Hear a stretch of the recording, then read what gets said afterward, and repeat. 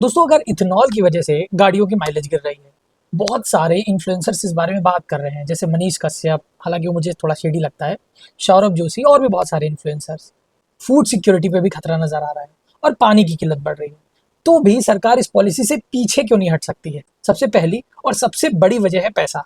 भारत अपने कुल कच्चे तेल का करीब 85 से 88% बाहर से खरीदता है, और सरकारी आंकड़ों के मुताबिक एथेनॉल ब्लेंडिंग से अब तक करीब 1.5 लाख करोड़ रुपए से भी ज्यादा की विदेशी मुद्रा बच चुकी है, और करीब 180 से 245 लाख मीट्रिक टन कच्चे तेल का आयात कम हुआ है। इतनी बड़ी बचत को छोड़ना किसी भी सरकार के लिए आसान नहीं है। दूसरी वजह है किसान। हालांकि किसान शब्द थोड़ा सा विवादास्पद है। इथेनॉल पॉलिसी से किसानों को अब तक 1.25 लाख करोड़ रुपए से ज्यादा की अतिरिक्त कमाई हुई है, खासकर गन्ना और मक्का उगाने वाले किसानों को।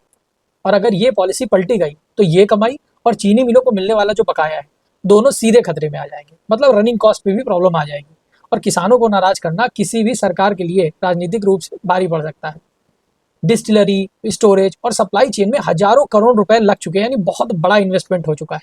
अप्रैल 2026 से पूरे देश में E20 पेट्रोल स्टैंडर्ड बन चुका है, और ये टारगेट तय समय से 2 महीने पहले ही पूरा किया गया था। इतनी बड़ी मशीनरी को अचानक रोकना हजारों करोड़ के निवेश को डुबाने जैसा होगा।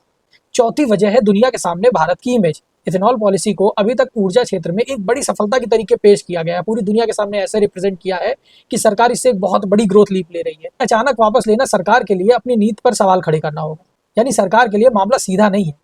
एक तरफ विदेशी मुद्रा की बचत है, किसानों की कमाई और पहले से हुआ भारी निवेश है, तो दूसरी तरफ हाल के इकोनॉमिक सर्वे की चेतावनी है कि मक्के की खेती बढ़ने से भारत में मक्का इंपोर्ट होने लगा है, और दाल, तिलहन जैसी फसलें पीछे छूट रही हैं। साथ ही पानी की किल्लत भी बढ़ रही है। इसीलिए सरकार से पॉलिसी बंद करने की उम्मीद करना कुछ ज्यादा ही हो गया है। उतना आप नहीं कर सकते हैं, बल्कि उसमें सुधार करने की कोशिश की जा सकती है। तो सवाल पूछते रहिए, देखिए क्या होता है।